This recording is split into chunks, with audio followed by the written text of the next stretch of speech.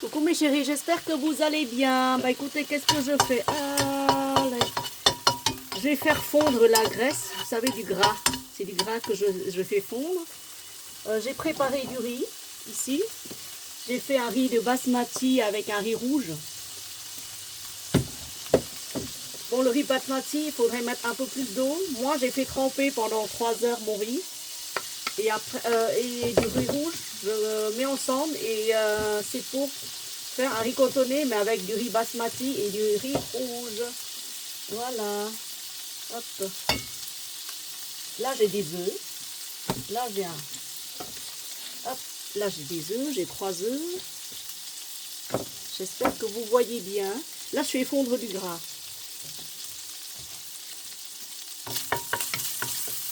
Vous savez, au Vietnam, quand il y avait la grande dépression, là, genre dans les années 80, 75, de 75 à 80, 90, 95, les gens, ils étaient tellement pauvres. Il manquait de tout, il manquait de l'huile, il manquait de tout, parce que du jour au lendemain, la grande révolution, oh combien bénéfique soi-disant pour le pays, c'est-à-dire c'est un vol complet du pays, la rafle totale de toute la richesse.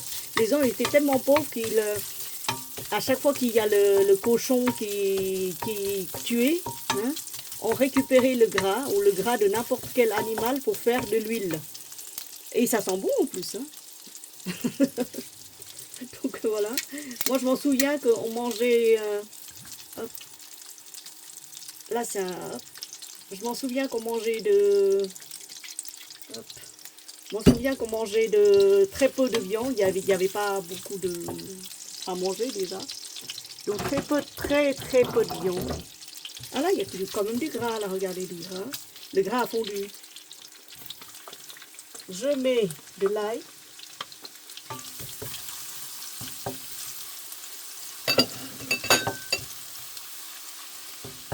Ouais, c'était les années où c'était extrêmement dur. Alors on faisait fondre le gras.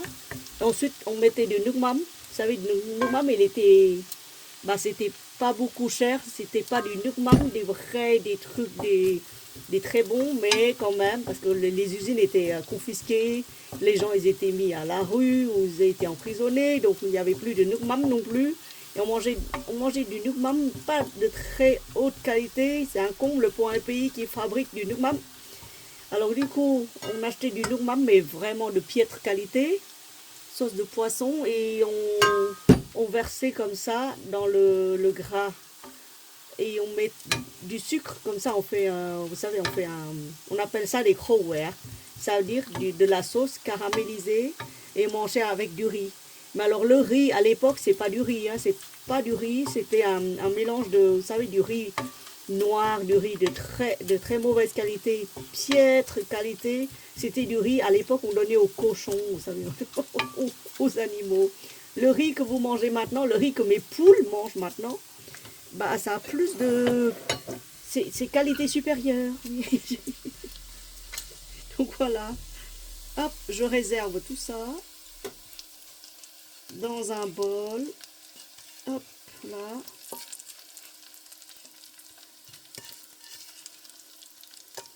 Donc c'était du riz, mais alors personne n'avait droit de manger à sa faim, quoi. Je réserve dans un bol. Et on cuisait souvent du riz, vous savez avec quoi? Il y a un peu de poussière là. Ah non, c'est pas de la poussière, c'est du gras. Et on mélangeait du riz. Quand on cuit du riz, on mélangeait avec. On jetait une patate pelée. Voilà. Une patate douce.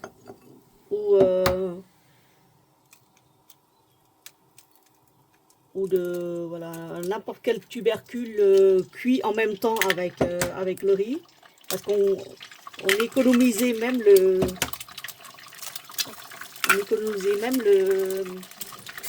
bois. Oh là là, c'était la période la plus noire. C'était une période où, quand vous promenez avec 2 kilos de riz, vous êtes invité à dormir dans un poste de police, quoi. Donc voilà. Non mais c'est pas de la rigolade. Alors on mangeait quoi à l'époque? Bah, pour ceux qui pouvaient manger, bah, certains allaient en forêt. ils déterraient les racines. Certains avaient des champs de patates, des champs de patates douces. Alors ils vendaient ce qu'ils pouvaient au marché noir. Et voilà. Non, c'était dur, hein. C'est dur comme période. C'est extrêmement dur. Alors quant au riz cantonais sauté comme ça, mais c'est un plat de luxe, hein, vous savez, hein, c'est un plat de luxe, hein, c'est vraiment luxueux.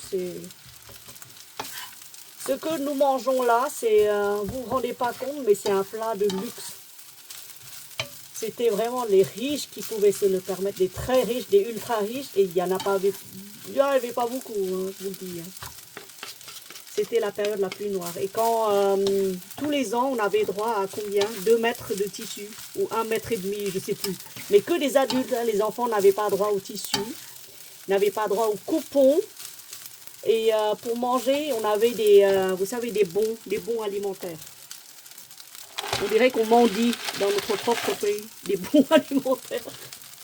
Ah, je dis des bons alimentaires. C'était dans les années 75, 80, 85 par là. C'était les années les plus noires. Alors, pour vous dire, mon père, il était emprisonné plusieurs fois. Je ne sais pas pour quel motif ils l'ont emprisonné d'ailleurs. Il n'a jamais fait de politique. Il n'a jamais écrit un article vantant ou dévantant. Voilà, des petits pois. Là, j'ai pris des gros petits pois. Enfin, des gros petits pois. Voilà.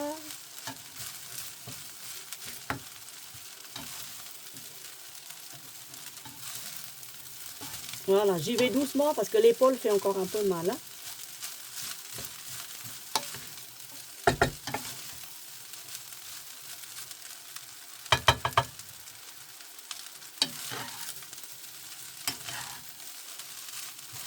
Je touille bien.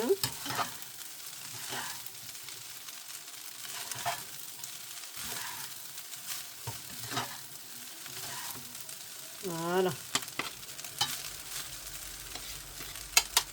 Alors, comment ça se fait qu'on connaît le riz cantonais? Bah, comme je vous ai dit, hein, au Vietnam, les Chinois étaient venus s'établir à Saigon. Ils ont fait... c'est comme Chinatown maintenant. Ils ont fait... ils se sont établis là-bas. Ils ont créé un quartier à eux. Ils commerçaient. Du sel.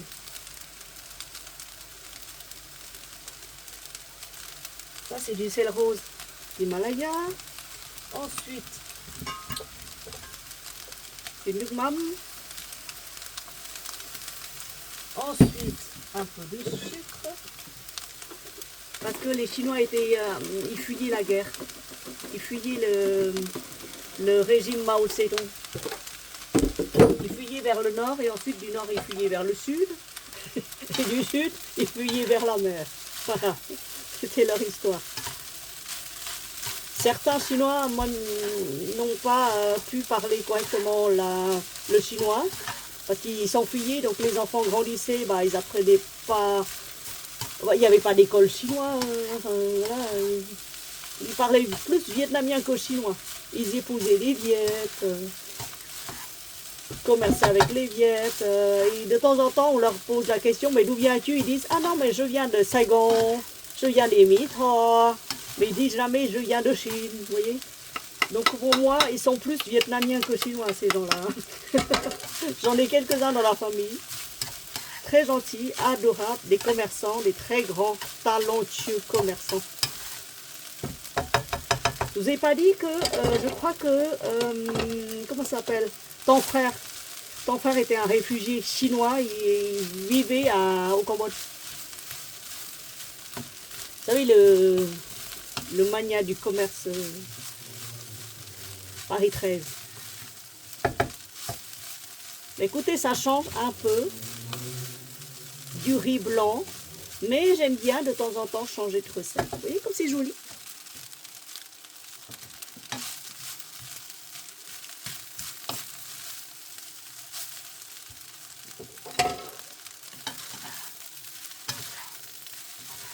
À ce stade-là, je goûte. Je touille bien.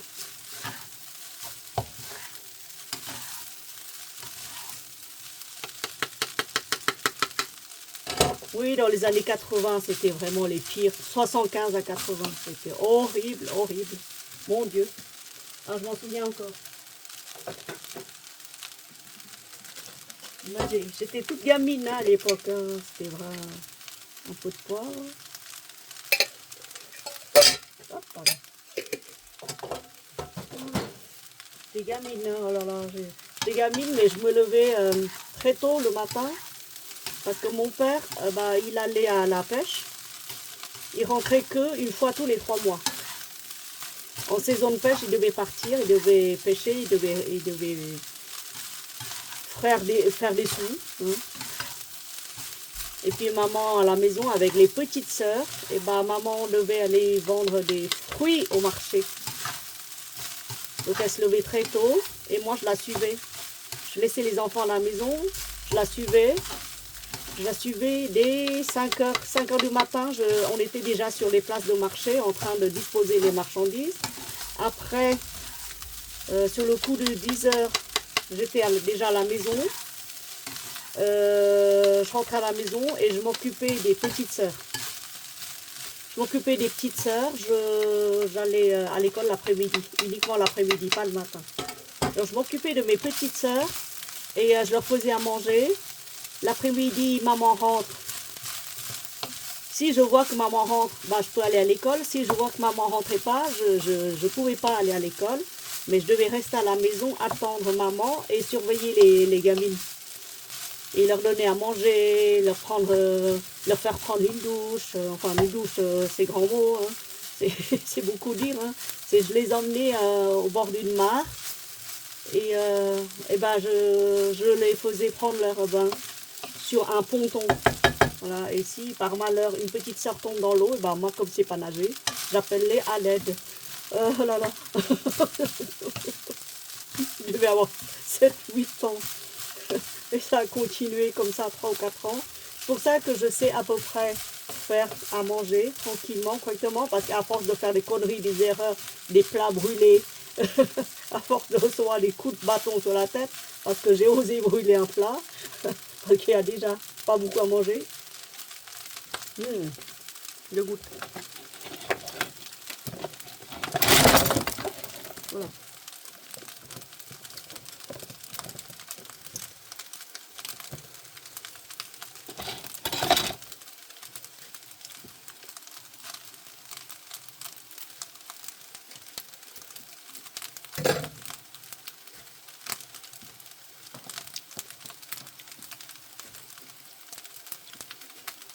Donc voilà, c'était la belle époque. Quand j'en parle encore maintenant, je m'en souviens encore. Oh là là, catastrophique.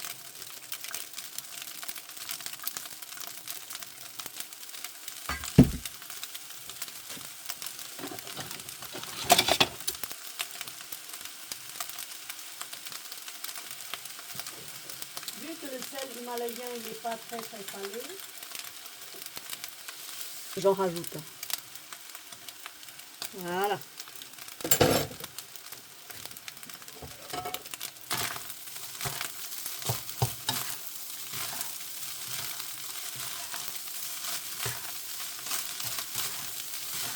Là, je fais pour les poules, pour moi aussi. Et j'en prends un petit peu et j'en donne à Momo. Et à Mimi, une barquette. Parce qu'ils m'ont emmené faire les courses. Ils m'ont aidé à aller chercher 2 sacs de riz. Il y en avait 2 à Carrefour, dont j'ai pris tous les 2. 2 gros sacs, hein, des sacs de 20 kilos.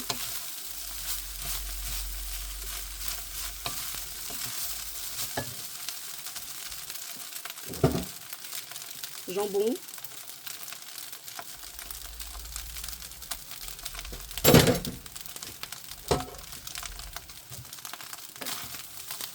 Bon, après, il faut nettoyer la plaque.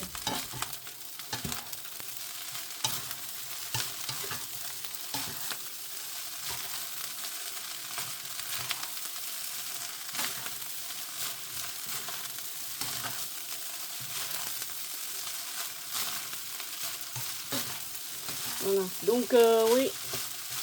faire fondre la graisse, mettre un peu d'ail ou de l'oignon, ensuite mettre de l'umam, là, et mettre du sucre pour faire une sauce à caramel et manger avec du riz blanc. C'était le repas des pauvres, mais c'est un repas qui, à force, est devenu un repas national.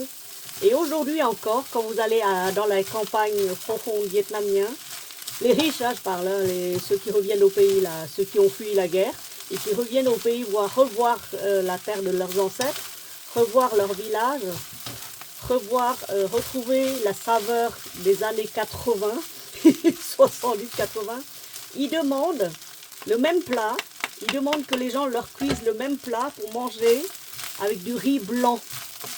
Du bon riz thaï, du bon riz cambodgien, parce que le riz vietnamien, ben, il a disparu. Avant, il y avait 65 sortes de riz parfumés différentes. Là, aujourd'hui, je ne sais pas si ça existe encore. Le bon riz parfumé naturel du Vietnam, où ça a encore disparu. Des rayons et des champs.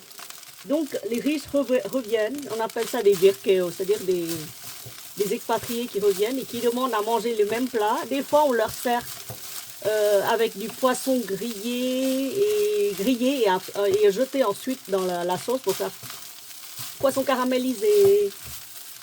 Marie, elle adore ce plat. Elle adore ce plat, mais elle ne connaît pas la profonde signification de ce plat. C'est-à-dire que quand est-ce qu'il a été né? Voilà, je mets un peu d'ail. Hein. Voilà. La signification profonde, c'était un plat des pauvres, extrêmement pauvres, plus que pauvres. Bien sûr, quand vous mangez ce truc-là, vous n'avez aucune vitamine dans votre corps. C'est pour ça que les enfants, ils étaient en malnutrition, ils avaient des parasites, parce que ce pays est devenu complètement, voilà. Il n'y a pas d'hygiène, sécurité, rien du tout. Les enfants étaient laissés à eux-mêmes. Les orphelins de guerre, bon bah voilà. Et même sans être orphelins de guerre, même en ayant les deux parents, et bah, ils n'arrivent pas à manger. Pardon. Heureusement, je me lave les mains. Heureusement que mon père travaillait, il était pêcheur, donc il avait du poisson en abondance. Encore, il y avait beaucoup de poissons sur la mer du Sud. Il ramenait ça en abondance et on l'obligeait à vendre, pas au prix du marché, mais au prix fixé par le parti. C'est-à-dire rien, que dalle. Voilà. Lui, il réussit quand même à vendre tout ça au marché noir, par le quart de sa production. Et avec ça, il pouvait payer ses marins et mettre du gazole. Et nous ramener, vous savez, du poisson séché. On avait droit au poisson séché. Il séchait sur les cales du bateau, hein, directement. Hein. Il séchait sur le ponton du bateau, il séchait partout. En mer, hein, il faisait 50 degrés en mer. Hein. Donc dès qu'il en a, il séchait du poisson. Après, il les sauvegarde bien dans les sacs et tout, hermétiques. Il nous ramenait ça. Et grâce à lui, on a pu manger. On avait à manger. Et de temps en temps, il ramenait du riz. Et de temps en temps, il se fait rattraper. Emprisonné aussi. Voilà. Donc oui, Marie ne connaît pas le sens profond de la sauce caramélisée. Elle connaît pas. Elle connaît pas l'origine. Voilà, elle connaît là maintenant. C'est le plat des pauvres. Donc le riz cotonné, je vous rappelle, c'est un plat de riche. C'est un plat de richissime. C'est un plat qui nous vient de nos frères qui ont reçu même sort que nous, chinois. Nos frères chinois. Voilà. Voilà. Bah écoutez, ce plat est réalisé. Au bout de 20 minutes, il est fait. Je vais goûter une dernière fois. Pour voir si c'est bon ou pas bon. Si c'est pas bon, bah, on donne pas, on garde pour nous. Hein. Vous pouvez ne pas mettre du jambon et mettre des cubes de tofu ou des cubes de tofu grillés ou du blanc de poulet grillé, rôti.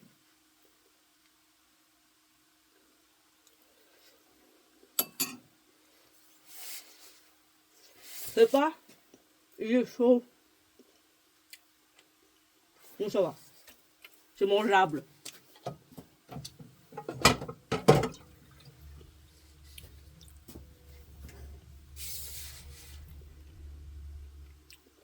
Donc voilà. Voilà pour ce qui est du riz cantonais.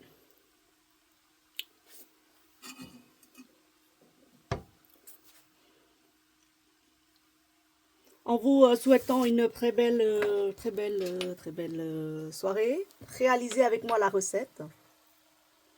Et en vous remerciant de m'avoir suivi jusque-là, je vous souhaite un bon appétit, une bonne soirée, un bon après-midi. Tout dépend d'où vous me regardez, de quand vous me regardez. Bisous!